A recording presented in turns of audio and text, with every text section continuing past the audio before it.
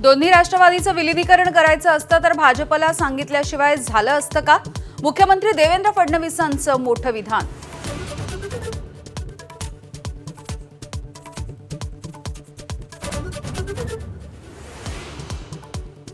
अजित पवारांची शपथ घेऊन सांगतो, दोन्ही राष्ट्रवादीच्या विलीनीकरणाविषयी चर्चा झालेली होती. 12 तारखेला बैठक घेऊन निर्णय घेण्यात येणार होता. देवेंद्र फडणवीस यांच्या दाव्यावरती शशिकांत शिंदेंचं स्पष्टीकरण.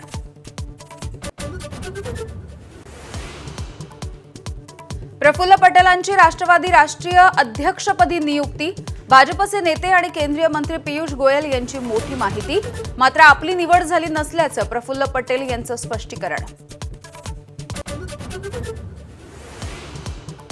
सुनेत्रा पवार राष्ट्रवादीच्या उत्तराधिकारी. त्यांनी जो निर्णय घेतला तो सर्वांना मान्य असेल. इतर कोणताही पक्ष राष्ट्रवादीचा निर्णय घेणार नाही.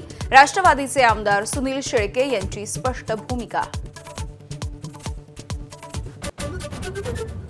1 एप्रिलपासून देशभरामध्ये नवा आयकर कायदा. कर भरणं होणार सुटसुटीत. तर इन्कम टॅक्स रिटर्नसाठी 31 ऑगस्टपर्यंतची मुदत. अपघात विमा दावा करमुक्त करण्याची अर्थमंत्री निर्मला सीतारामन यांची घोषणा. मुंबई पुणे, पुणे हैदराबाद नवे रेल्वे कॉरिडॉर बनवले जाणार. टायर 2 आणि टायर 3 या शहरांच्या विकासासाठी 5,000 कोटी रुपयांची तरतूद. निर्मला सीतारामन यांची अर्थसंकल्पातून माहिती. विकसित भारताकडे नेणारा बजेट. शेती पशुपालन उद्योगांसाठी भरीव अशी तरतूद.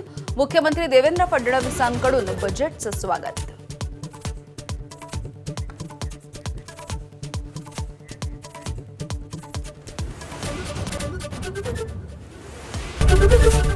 एबीपी माझा, उघडा डोळे बघा नीट.